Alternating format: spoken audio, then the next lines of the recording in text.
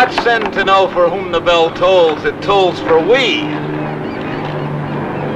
What's the matter with you? Today's your first day off in 2 weeks and you're sitting around like a gargoyle. This guy Griffith in final assembly and missile checkout, he says Mission Bay's the best water skiing in San Diego. There's the action, let's go. Action looks okay from here. You know, I think I know what's bugging you. You figure you're not going to look like too much of an ace out on the water in front of the kids, so already you're making excuses. But there's nothing to it. It's all a matter of balance. You'll catch on right away. You see how little you really know me? I was standing here just figuring to myself, how am I going to handle both those girls? What do you mean, both of them? Well, I figure if you get out there and you get a little bit too flashy, you know, and you start making with that one-legged stuff and that one-arm stuff, you know, like you see in the newsreels, well, I'm just going to cut that tow line. See, and that's my problem. What am I going to do with both of them? You just hold up your end. Would you please come on? They're impatient. I like that.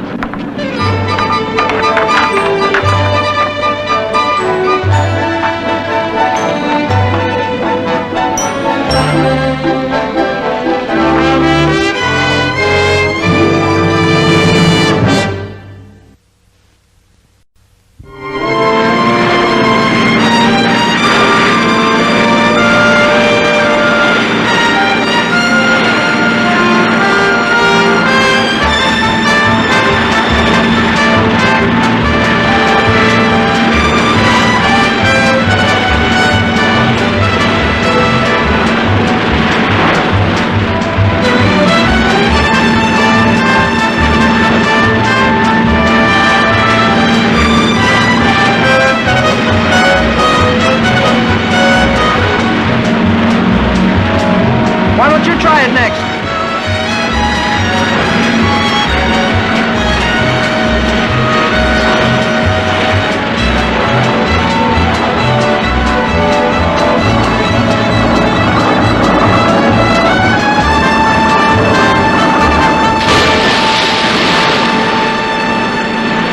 Tod! Some guy just fell overboard. Swing the boat around.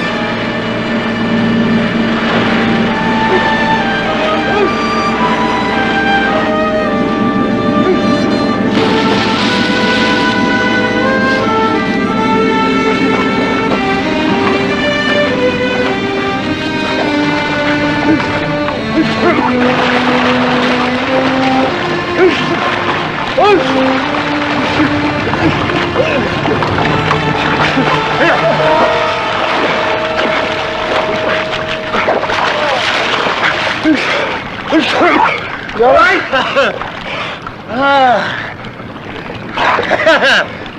Which one's got the brandy? Oh, no, it couldn't be. There's no fur. Delirious! No, no, just drunk. Not good and drunk, just normal drunk, huh? Would you... Here, I get a little help down in my pocket. Oh, boy. Oh. Thank you. Thank you very much. Oh. Oh. Oh, that was terrible of me. I didn't know if you fellas done it. Here, drink up. Come on, join the party. Drink up. Gotta be flipped. Let's get back to the boat. No. Watch my liquor, boys. Watch that. That's very good liquor.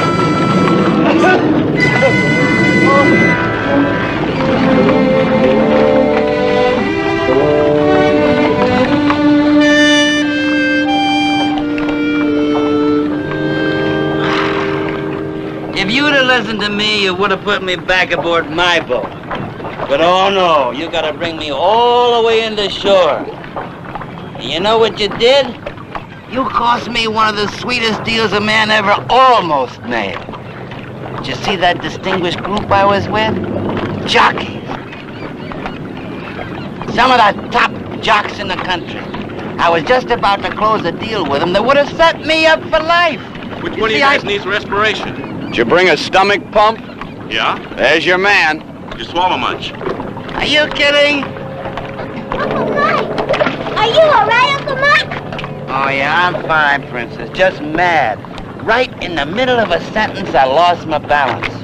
And these two had to go drag me into shore like a couple of slap-happy dolphins. Well, don't bother to thank us. We made a grave social error. You mustn't believe everything Uncle Mike says.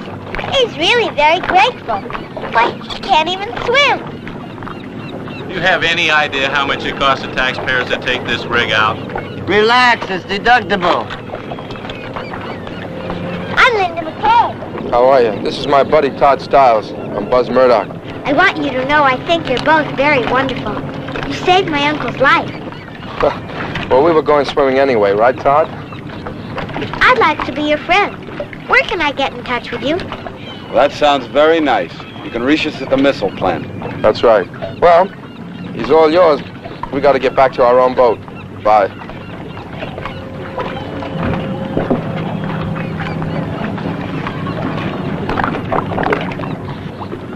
Don't say it.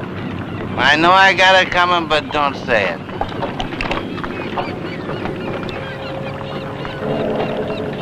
I was only going to say, I don't know what I'd do if anything should happen to you now.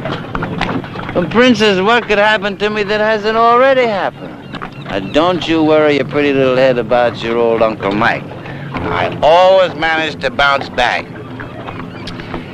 Honey, your shoelace. How many times do I have to tell you? You're shaking. You must be very cold. I'm fine now, Princess.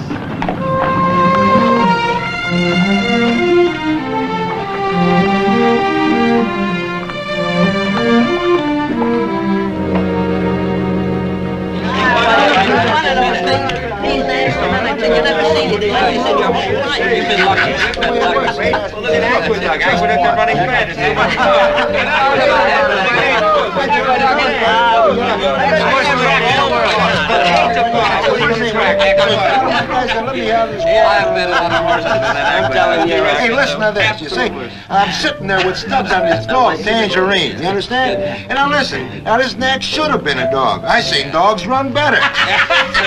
Then Mousy calls and wants to lay off a wind bed. $5 grand on Rockabye and the 4th at Hollywood Park. And I says, now Mousy, you know I don't have this kind of dough. I said to this lock, I gotta get over to the highlight court. And he says, oh, I didn't know you was a lawyer. I mean, with a joke of that square, you just gotta take him. Just to put him out of his misery, right? Put this on Mike McKay's tab, okay? He runs this joint, don't he?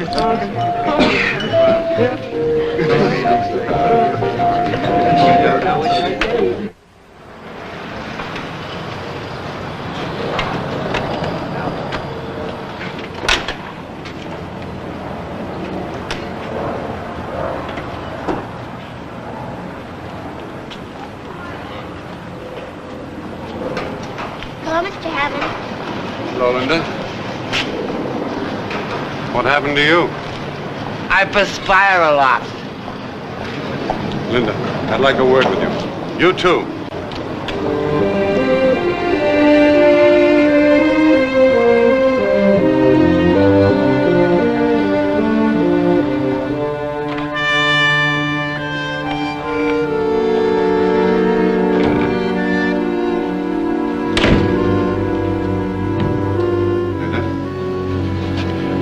You may sit in your father's chair. Inasmuch as you feel it much better than this harebrained deadbeat. You know, Hammond, lately I've had the strongest premonition that you don't dig me. You ever get hunches like that? Linda, let me make the bank's position perfectly clear. Your father and I were, as you know, very good friends. My bank served him for many years, just as we now serve his estate. As trustee and executor, my obligation under the law is to preserve and appreciate the value of the property we administer for you. I've hesitated to bring this up until now because the loss of your mother and father is still too recent. But in view of certain developments, it has become imperative that we face facts and take appropriate action. This man who calls himself your uncle, and who was miraculously and mysteriously dredged from nowhere and appointed as your guardian by a judge whom until that moment I had always respected, is not only a bad influence on you with his habitual drunkenness and unhealthy companions, but he is speedily dissipating the profits of this hotel. We're just completing an audit of the books. In the short time that he's been here, he has already cost the estate $9,215 in bad checks issued by guests he invited and uncollected room charges, mostly from the bar. Now, just a minute, Hammond. I'm trying to build up business, trying to help Linda. So, okay, you gotta make a play for the big money crowd, the swingers, the plungers. You gotta give a little, you know? Show a little flash, a little style. Mr. McKay. The name comes with reluctance to my lips. I personally challenge the validity of your relationship to this child. I find it impossible to believe that a man as fine as Harold McKay could ever have a brother like you.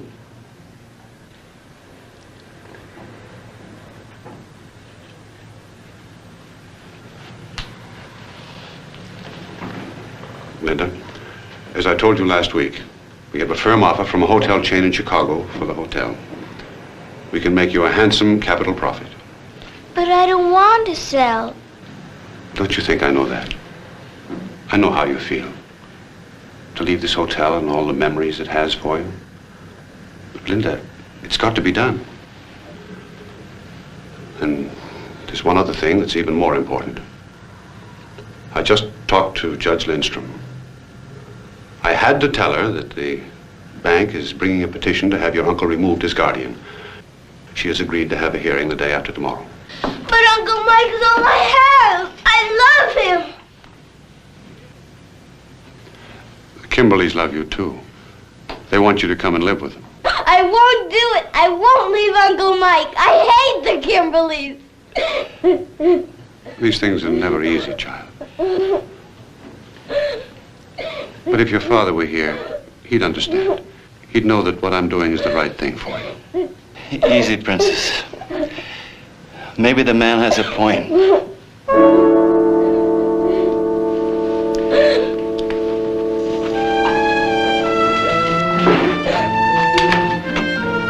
Uncle Mike!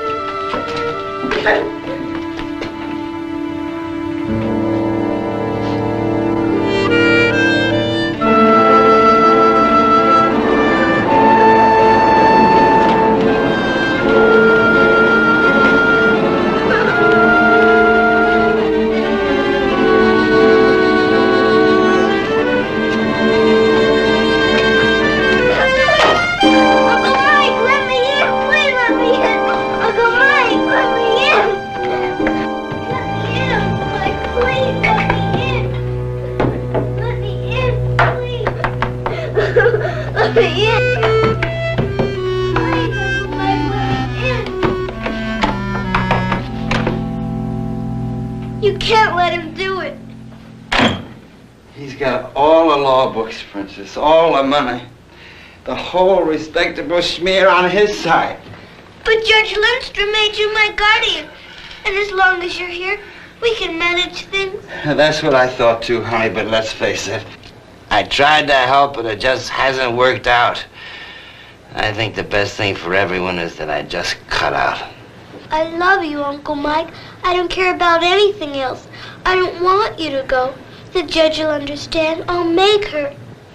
If I could cut off an arm or something and give it to Hammond and say, here, let's call it even, Princess, I'd start cutting. But he's right, you know. If he gets me up in front of Judge Lindstrom, that's it. I have something to do, Uncle Mike. Just remember, I love you.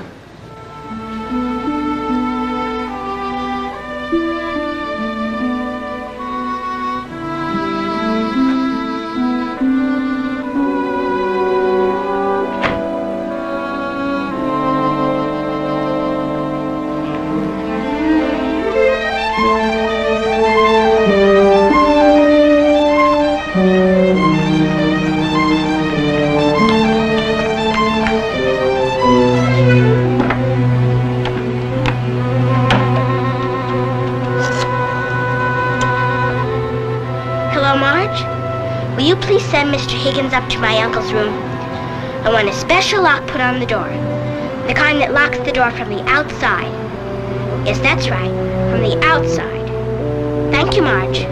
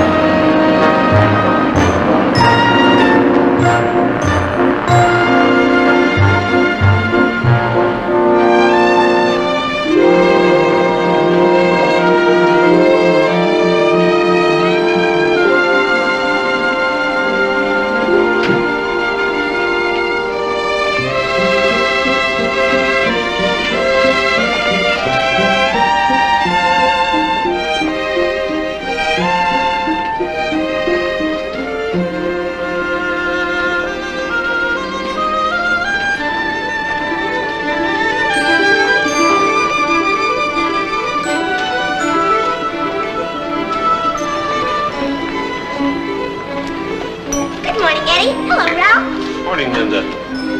There you are. Ralph, would you escort the princess upstairs?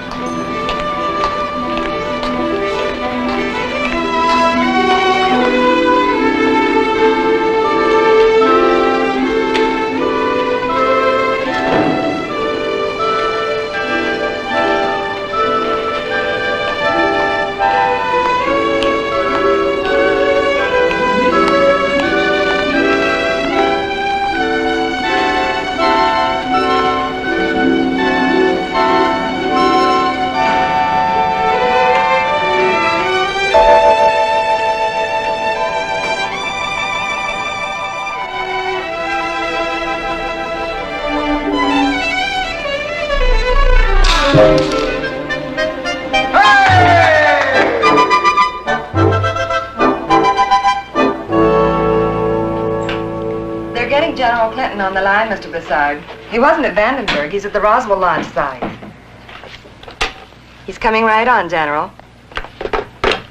He'll be off the phone in a minute, Linda. He's expecting you. How's business? Pretty good. Kathy, I made it this morning. Oh, I've thrown $1.32 at that thing, and I never got a free wish. You're just plain lucky, Linda. Oh, well, I guess they're not going to Mars this morning. Why don't you go on in? Linda McKay to see you, Mr. Broussard. Thanks. Oh, hello, Linda. Come on in, honey. Sit down. Want some tea? I'll have Kathy make it the way you like it, with lemon. No, thank you. Ernie, Yes, Linda. you're my friend, aren't you? I know. Hammond called me. Linda, you've got to stop fighting everybody, for your own sake. Linda, your father and I, well, my responsibility is not only to you, but it's to him, too. I've known the Kimberleys a long time. He's a regular guy and she's a sweetheart. They'll knock themselves out making a home for you. I've got a home. No, you don't, honey. You just got one great big headache. You need somebody to tuck you in at night. Somebody you can count on.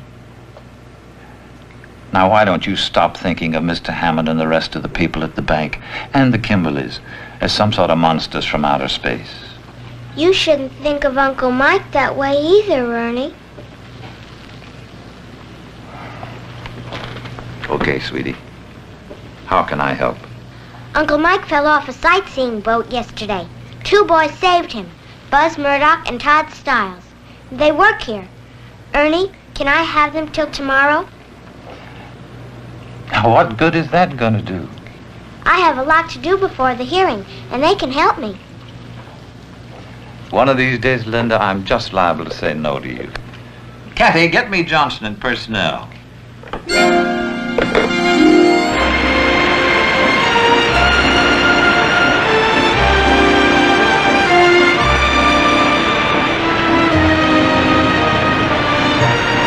Murdoch, you want it on the hook.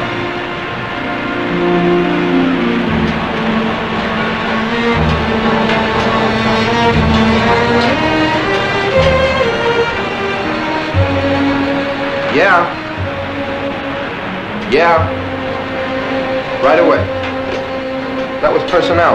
I wonder what I did wrong. How would I know? Maybe you made the pants too long.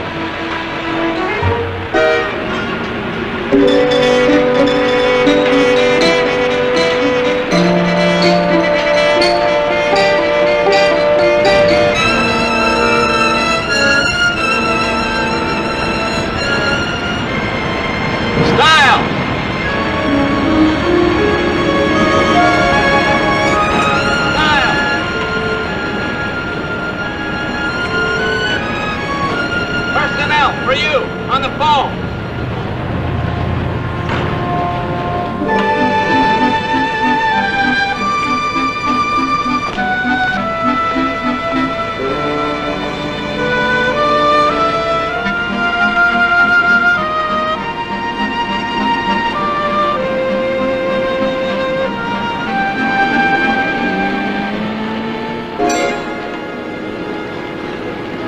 Well, hello. How's your uncle? I locked him in. Oh, that's a good idea till he learns how to swim anyway. They tell me Have you seen anybody around here that looks like they belong to this hotel? I'm on a special assignment of some kind. You know, they'll never close that missile gap. They take their best man off the production line. Please get in, Mr. Murdoch. Oh, you don't understand. I'm on a special assignment. I have to meet the owner of the hotel right here. That's right, me. You? Al, come and take us back to the hotel.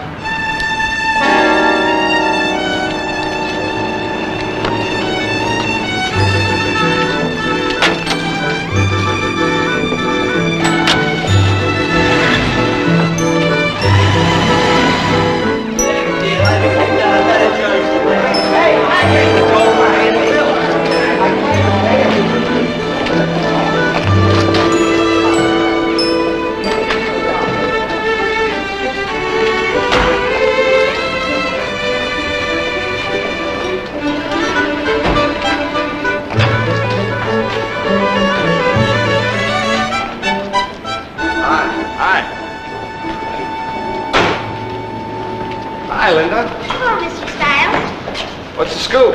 Meet the boss. I think we'd better go into the lounge. We can be alone there. Well, do you plan to expand that statement, or are you just going to let me hang there? What do you mean, meet the boss? Personnel call you? Yeah, something about a special assignment for a couple of days. Till tomorrow? For the manager of the motel. Right, like I said. Meet the boss. Linda? Linda.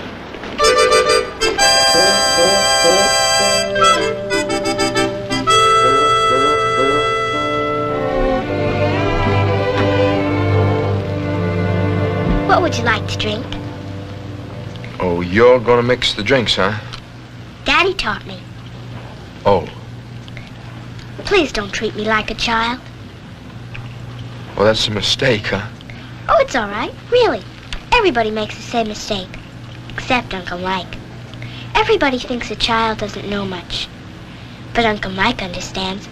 He sees things like I do. Like the week my mommy and daddy didn't come back, Uncle Mike came and took me to Balboa Zoo. He talked to the camels. Camels are very mean to people, but they listen to Uncle Mike. At night when I still cry sometimes, Uncle Mike comes in and he tells me that Mommy and Daddy are still here, even if I can't see them. He says beautiful things never go away. It's just that we can't always see them. Like the stars. You don't count stars in the daytime, but when night comes, there they are, all around you. We'll have some soda. For you too? Oh, yeah, please.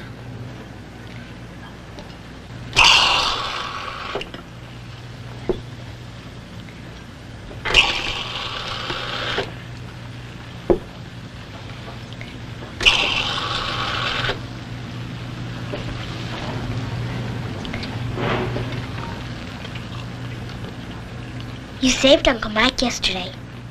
Would you help me save him again today? And tonight, too? Is he back in the bay? Well, she said she's got him under lock and key. If you can only keep him sober till tomorrow, and away from bad company, and don't let him get away, I know he'll be fine at the hearing, and Judge Lindstrom will be very impressed, and Mr. Hammond won't be able to sell the hotel, and all because of you.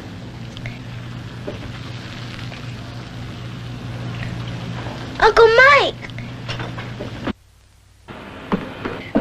Don't let him go, please! Please!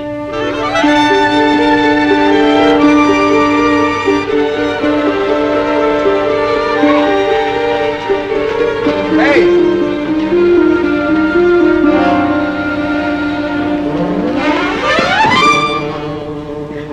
All right, come on, get up. Why don't you? What out of my business? Don't hurt him, please! Uncle Mike! Uncle Mike! I have to do this. Please try to understand. I just have to.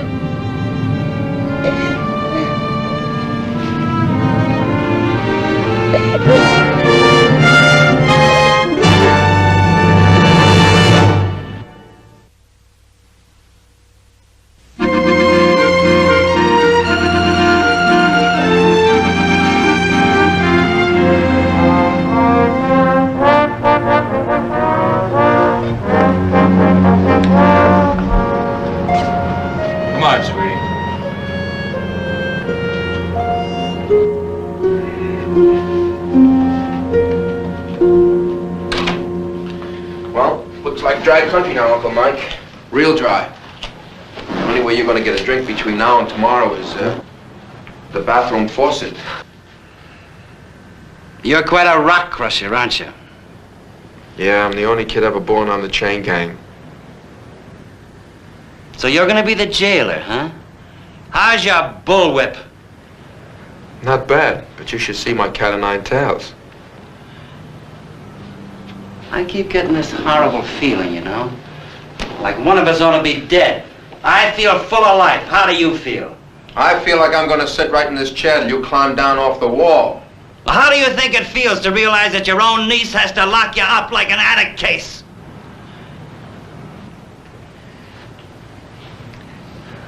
What kind of a lousy thing is that for a guy to make a kid have to do? And a 9-year-old kid at that. And I agree with you, it stinks. And now sending you in here. Watch the lion tamer, ladies and gentlemen. She had to think of that. I made her so desperate she had to think of a thing like that. Don't you see what I'm doing to her? I get the picture. She asked you to straighten me out for tomorrow? Well, I'm not quite up to that challenge. You see, I'm having enough trouble straightening myself out. Don't you think I've tried? Don't you think that when that judge said to me, McKay, you got a job to do?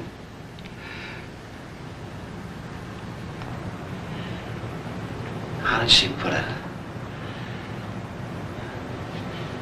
To nurture and shield. Help her grow. Set her an example. An example! Don't you think that got to me? Look, Uncle Mike, I don't know anything about you. All I know is Linda's pinning the ball game on you, and from where I sit, you couldn't steal first base. Besides, if you're so ashamed, how come you were sneaking out the door with your suitcase when she needed you the most? Out of her life. That's where I was sneaking. I've knocked myself out the last few months trying to make good. But I don't know what it is about me. I just got a habit of goofing. And I belt a little, you know, and, well, I go off the deep end.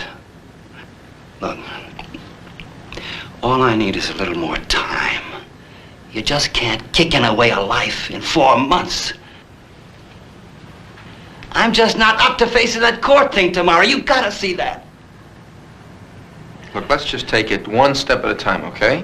Don't patronize me, kid. Look, Uncle Mike, I'm not patronizing you. I don't even patronize the local movie houses. I'm a boy that opens bird cages. I like to see things bust out and go free. You understand that? If you were my uncle, I'd let you out that door right now, let you fly. I don't care if you drink San Diego Bay dry. But I'm telling you one thing, you try to get out of here between now and tomorrow morning, you're gonna have the worst misery you ever knew, that's all. For a kid who talks like he digs, you're making the biggest mistake you ever made. Because I promise you, no matter what I feel for that kid, I can't make it. Not by tomorrow, I can't. So the best thing I can do now is to take off, and that's what I'm gonna do, and nobody's gonna stop me. You a gambling man, Uncle Mike?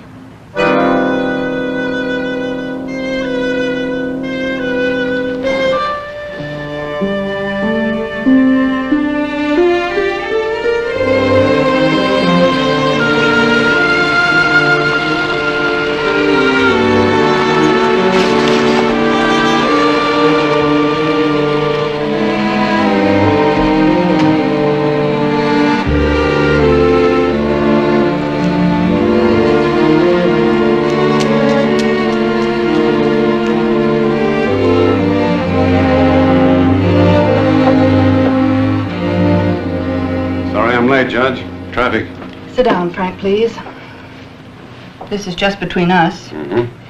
I asked you to drop by because, well, I was wondering if there was any chance you might reconsider before the hearing tomorrow and withdraw this petition to have me stop McKay from his guardianship. Mary, you know that's not going to get us anywhere. You know as well as I do that this man is simply no good. Look, I want Linda to be happy just as much as anyone does. But McKay has just tossed almost $10,000 out the window, irresponsibly. How long do you suppose we can preserve the estate at that rate? Everything can't be measured by book values and capital gains, Frank. Not from where you sit. Not from the bench. But from where I sit, assets and liabilities have to balance. And if we fail to balance them for Linda, it would be me you'd have on the carpet tomorrow and not Mike McKay. I know that, Frank. I know that. I just wished you hadn't pushed this thing through so soon. I wish you'd given him a little more time. You know, Mary, that's something I can't figure. What could you possibly see in this man to make you even halfway tolerant of him? Thanks for stopping by, Frank. I'll see you in court tomorrow.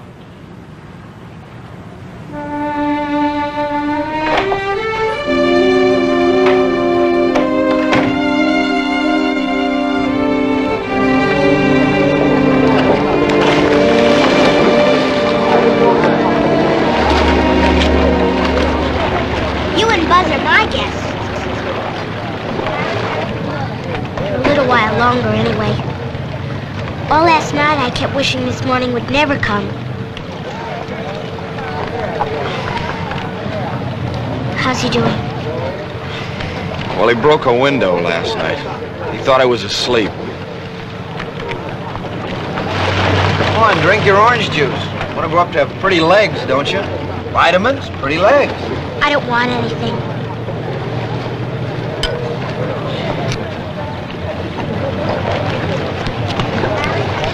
Miss Linda, Mr. Hammond was here. He's taking the account books. But I hit them. He found them.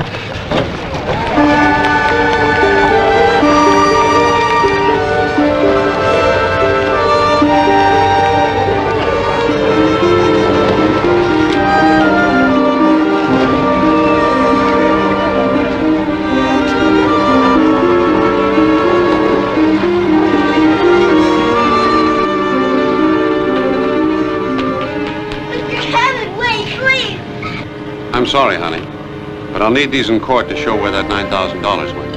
I know they'll pay. They're friends of Uncle Mike. Honey, people like the ones your uncle invited never pay. I'm sorry, but I'll have to take these with me. We can't hide things from the judge, can we? Do you want me to pick you up this afternoon and take you to the court with me?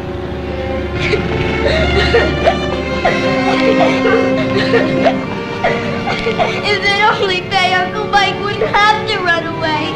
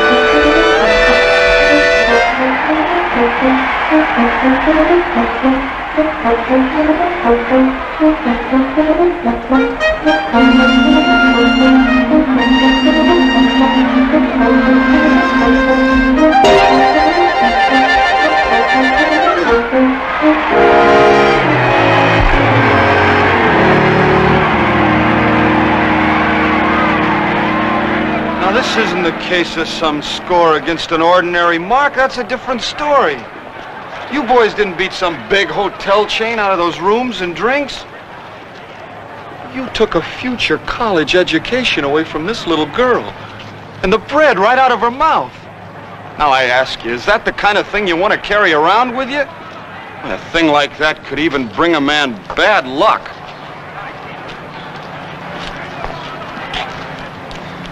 So I tell you what we're going to do.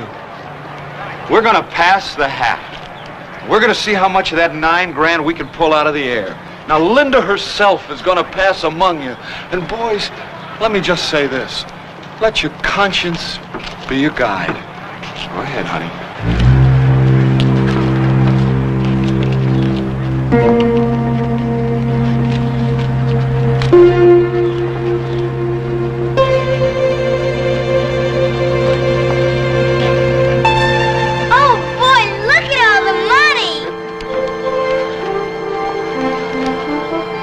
Thanks, boys.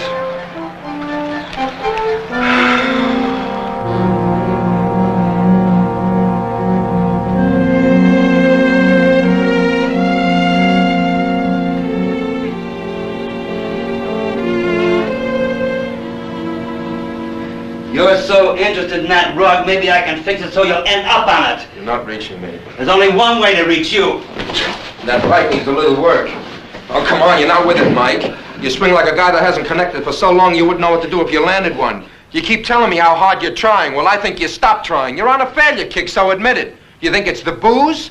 Well, that's a cinch. They got clubs organized that can talk you out of that. But what have they got for a sense of nowhere? That's something that gets in your bone. Shut up. What did the world ever do to you that gives you a special corner on trouble? I can't remember half of it. Well, then forget the other half and you got it made. Look, we're all in a war, the same war. We're vets. I mean, somebody cuts the cord and holds you up by the heels and slaps you on the fanny and says, go, man. I mean, that's the whole action, trying to regain your self-respect after a start like that. Okay, lay off. I'm gonna tell you something, kid, and then maybe you'll shut up.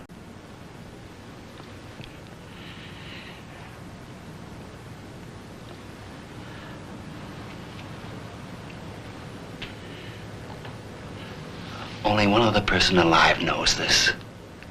Judge Lindstrom. And now you're gonna know. Linda's not my niece. She's my kid. My daughter.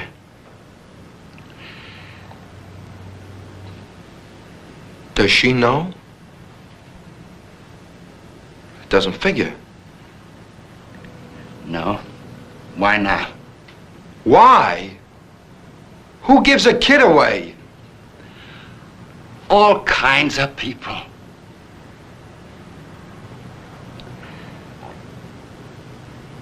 My brother was really something. I was nowhere. He and Eleanor couldn't have a family.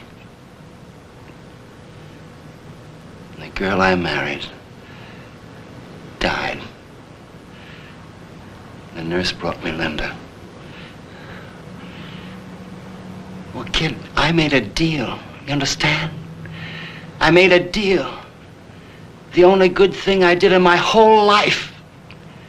So she could grow up to be a princess. And she has. So don't ask me why. And don't tell me I did wrong. Do you think I can go into court today and cop a plea about how I deserve another chance because I'm her father? Do you think I can dishonor everything my brother did for her? Tell her she's been living a lie all these years?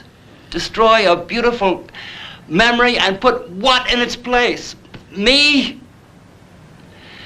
The best thing that can happen today is that they knock me out of the box and sell this place for Linda. Then she'll be fixed for life. And those people that are going to take her, the Kimberleys, one of the best families in San Diego. You think that's bad for my kid? For Mike McKay's kid? I want you to know I think you're one of the most spineless slobs I ever met. A kid's got a right to know who her old man is. I don't care what. Do you think a house and money are worth more than a family and blood? You bet I do.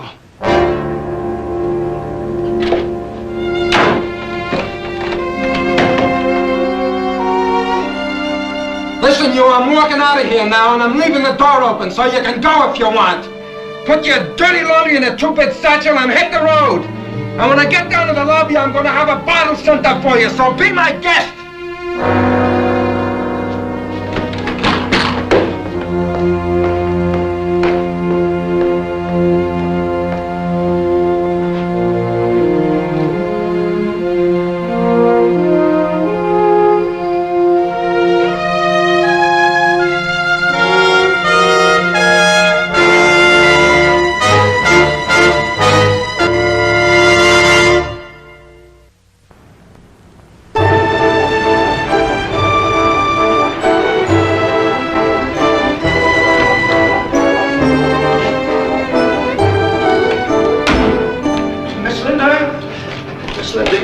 You're due in court in 20 minutes. Mr. Hammond's been calling. I didn't know what to tell him. I didn't know where you were. Get the station wagon. I'll be right out with Uncle Mike.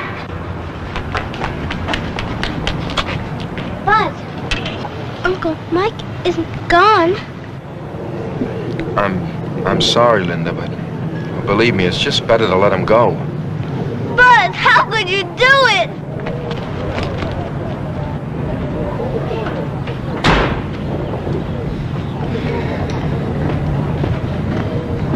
Relax. She's got it made. We picked up a bundle at Del Mar. Yeah. We've got enough to square things with Hammond. Come on up to Mike's suite. Join the victory celebration. Come on.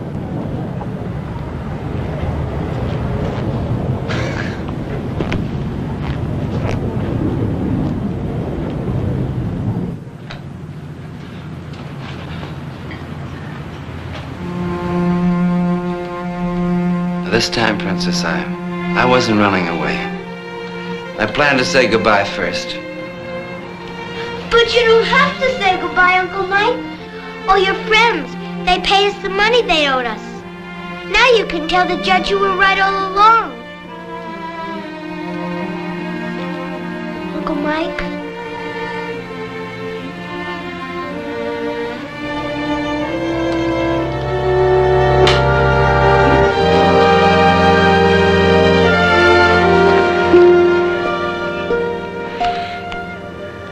You have no way of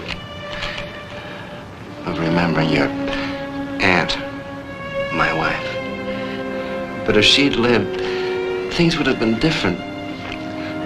All the way around. You see, Princess, way back, I let you down. I don't ever want to do that again. But you're not now. The judge will listen to you. She won't let Mr. Hammond sell the hotel, and we can stay here, where we belong. Now, you just listen to me, honey. I want you to know that I'm proud of you, the way you turned out. I look at you and I see all the things that were wrong with me are right with you. Linda, I'm going away. Not just someplace around here where you can come and find me, but away. I wish I could make you understand the reason, but if I go into that hearing, some things are going to be said that mustn't ever be said. I know it doesn't make sense to you, but believe me, I know. Go get it, Todd. Uncle Mike belongs to me. Really think you got that coming, don't you? Get out of here! Now, you listen to this, boy. You listen to this nobody, nowhere boy, because I've been there and I've been back. Now, you got a kid that's crying for your help, and you're going to see that she gets it. You're going to stop feeling sorry for yourself, and you're going to start feeling sorry for her. You're going to go into that courtroom, and you're going to stand right up there, right alongside her, as her father. And you're going to beg that judge. You're going to make that judge give you a second chance. I told you the truth has got to hurt her. Well, why don't you give her a chance to decide that you've already hurt her, so what difference does it make now? I never had any parents, but I'll tell you one thing, Mr. McKay. If I could order them right now out of a catalog, I'd know exactly what I'd order. 2 people who really want to get involved in my life all the way. 2 people who care less about protecting me and more about sharing my hopes and my feelings. 2 people who don't care about whether it's good or bad. Where does it say that you're not supposed to get hurt? Where does it say that you got a season ticket to somewhere over the rainbow? Where? What's the matter? Don't you have the guts to tell her? I don't know. Well, find out. But go down fighting for you and for her.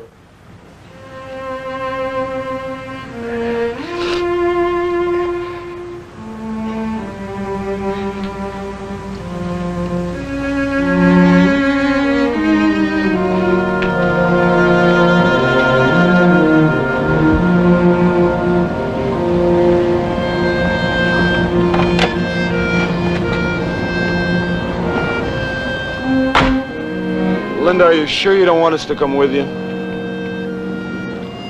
Okay, you better get going.